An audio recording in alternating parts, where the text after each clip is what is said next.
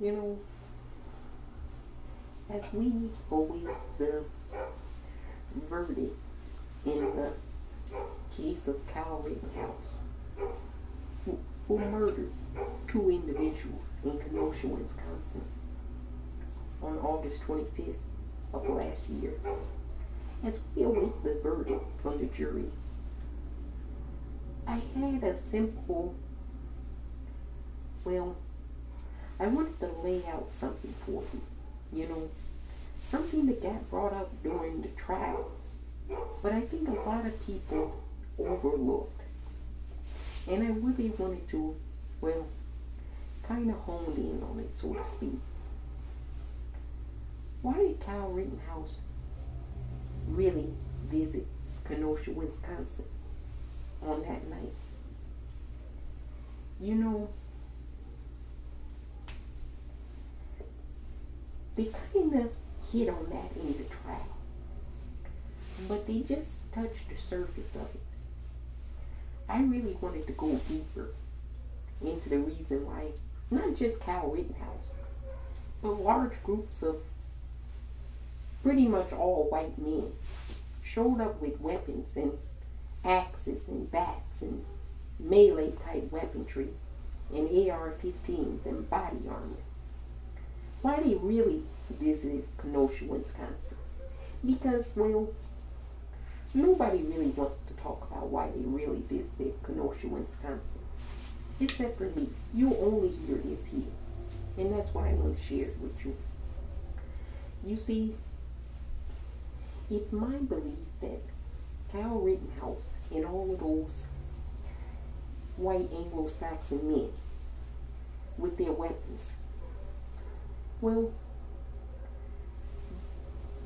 Bulge, you remember the dude that served in the military in Iraq and Afghanistan that, was supposed to be there to protect Kyle Rittenhouse?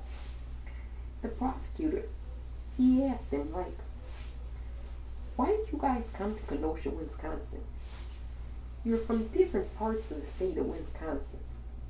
There was nothing happening where you were actually living in terms of protesting or rioting or looting or civil unrest, whatever you want to call it, but however you want to classify it. It could be all of those things all at one time. It doesn't have to be an either or thing. You know, people are like, there was rioting and looting. Sure, that happens after sports games too.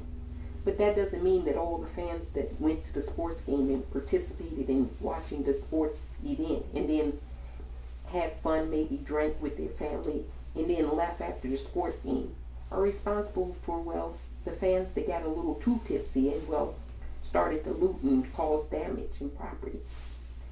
You see how, everybody doesn't have to be lumped up in the same thing for multiple things to be happening simultaneously. This is not a difficult concept to understand, except if you don't want to understand it. And I think that's part of the issue. That might be part of the reason why, they came in the first place. You see, it's my hypothesis that they came as a deterrent. But a deterrent to what exactly? Now they say they came as a deterrent to the property. Remember, it was property damage happening. Okay.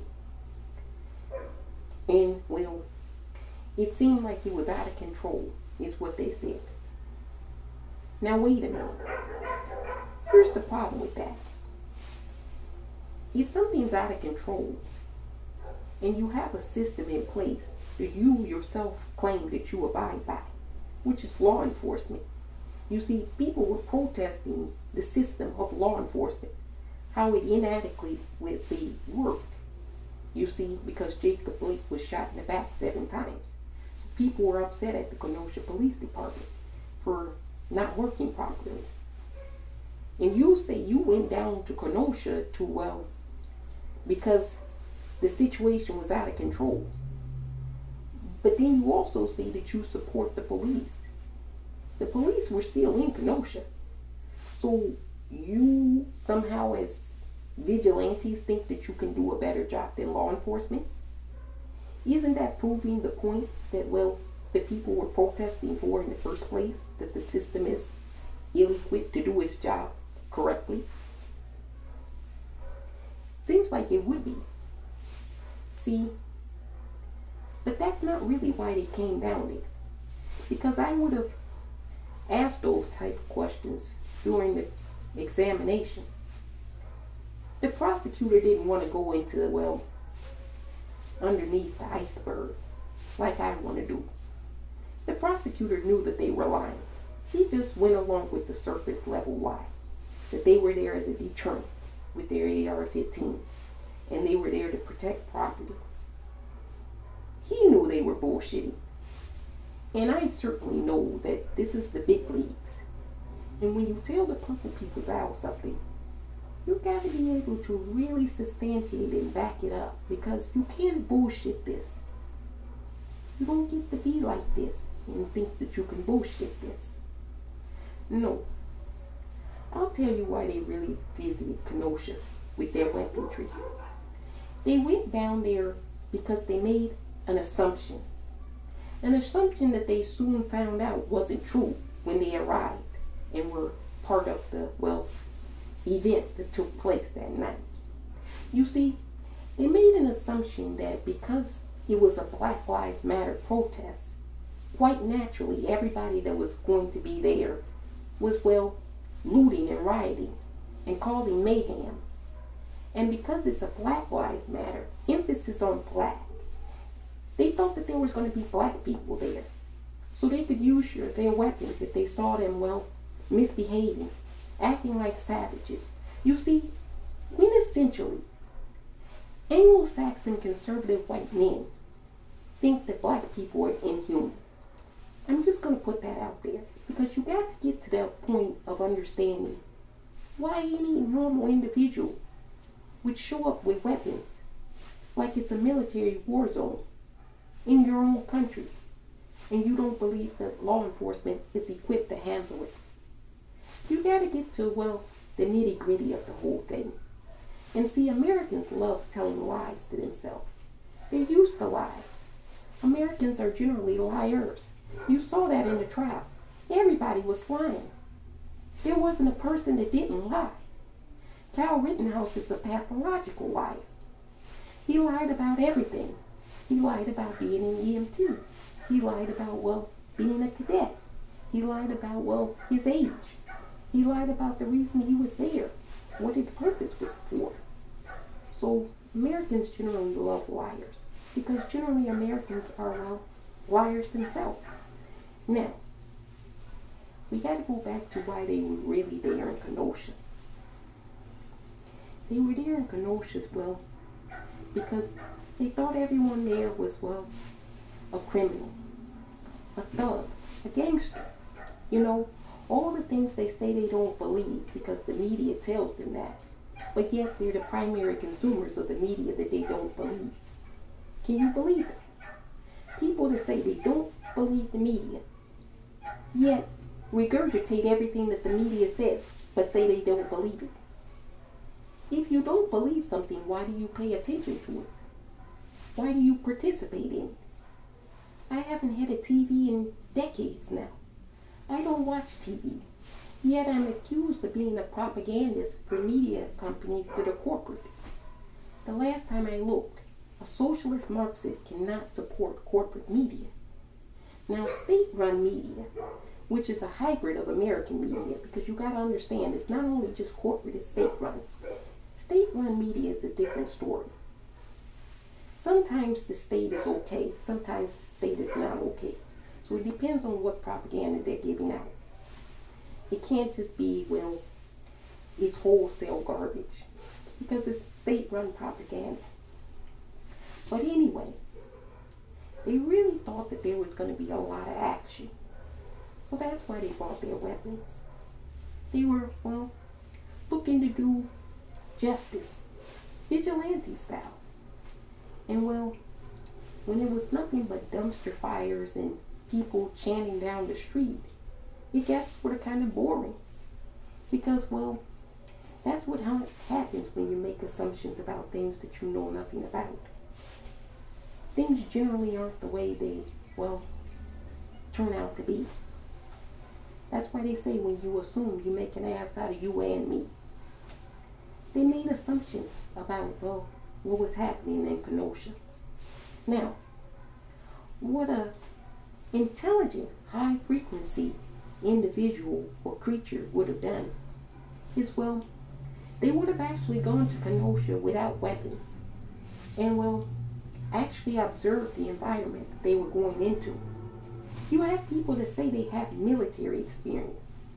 Now, I don't want to divulge too much about, well, my experience, but anybody worth their salt, if they're high-ranking in any type of military, is going to tell you, you go into a situation, a new environment, and you first scope out and observe the territory and terrain. Now, how is it you have, well, people that served in the military, the United States military, for decades, in some cases multiple years, and you go into a situation that could be dangerous without doing any intelligence? Kind of ridiculous, don't you think? But see, this is what happens when you let your emotions and your fear play on your assumptions. You get that bullshit.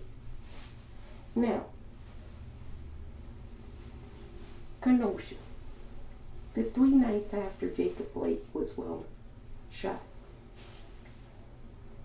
You know, much has been made about the property damage. I don't want to minimize property damage. Nobody likes when property is damaged, especially intentional, by people who, well, intentionally come to do destruction. And, well, outside of letting that be prosecuted, it's not much you can do. Generally speaking, the property has insurance. Like, for instance, the car lot. Every car on that lot was insured. Make no mistake, if you're operating a business, you have to have business insurance. So, while there might have been some temporary hardship, all of it was insured. So, that's why, generally speaking, people don't, well, murder people over property damage. Generally speaking. But in America, because property is, well, fundamentally tied to people's whole existential existence, you kind of get murdered over property damage. Americans are savages when it comes to damaging their property. And, well, it just is the thing. It's a natural offset of, well, a crazed mentality of greed and capitalism. But I digress. They were there to protect the property, right? Did they protect the property? That's the essential question. Did any property get protected? Not really. Not by them. There was still destruction, according to them. There were still dumpster fires. There was still, well, fireworks or gunshots going off.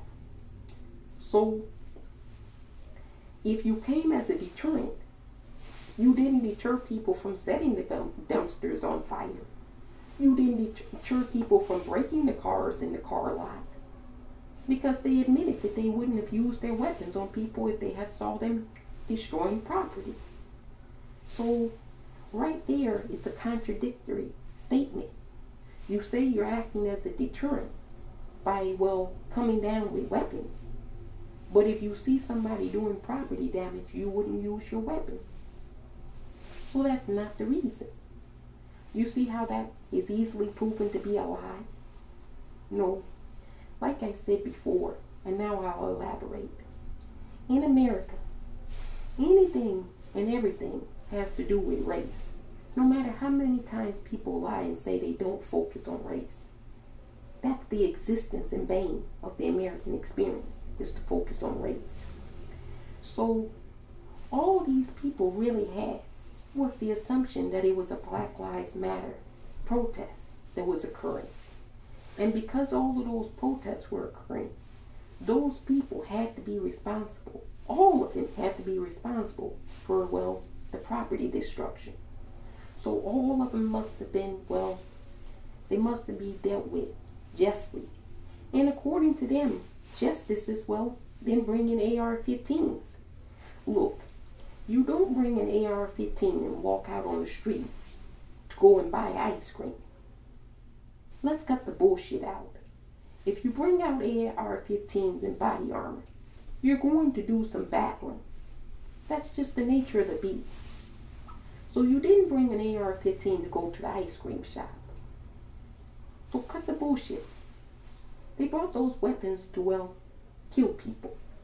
And they didn't want to say that on the stand. And I wish the prosecution had pressed them on that. Because that's what Kyle Rittenhouse went down to Kenosha to do. He did what he went down to Kenosha to do. Murder individuals. The only problem is, he was the only one that did that. Because the rest of them, well, for whatever reason, came to their senses and didn't see any justification in murdering people, chanting Black Lives Matter down the street. You see, they could have stayed home. They were quite bored. And you notice, after Kyle Rittenhouse murdered those two individuals, they all jumped in their van and hightailed it the fuck out of there. Why do that? If your purpose was to protect the property and you weren't obeying the curfew, why leave as soon as, well, Kyle Rittenhouse murders two people? Because, well, they all knew that they were guilty. Guilty by association, guilty by assumption, guilty by racism. That's the biggest thing, guilty by racism. Because they all had in their mind this image of this evil black person in Kenosha, this big menacing black figure in Kenosha, causing damage, causing property damage. And you know, the biggest deterrent in America since the founding of the country is the Anglo-Saxon white male. And, well, they have to deter and stop, well, lawlessness and riotousness. They have to be the deterrent for everything. I'm telling you what they think. I don't believe that bullshit for a second. It's been bullshit since the existence of this country. And that mentality, ladies and gentlemen, my fellow citizens, it's going to be the downfall of this country. I can guarantee you this. You can't keep going on for 400 more years like this. I don't even know if you can make it 2 more years like this. It's pretty bad.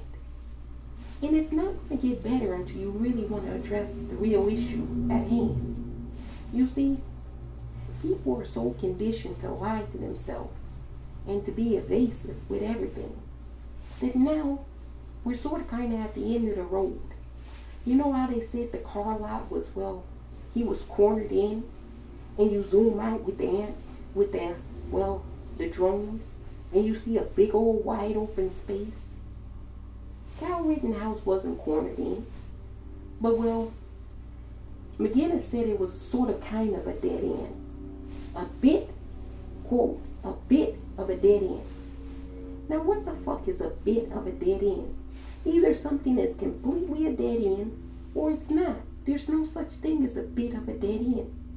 Here's what's a bit of a dead end though. America and their bullshit with racism. It's a complete dead end for you, as a country, as citizens. So we'll either address it, or we won't. We'll either have a country, or we won't.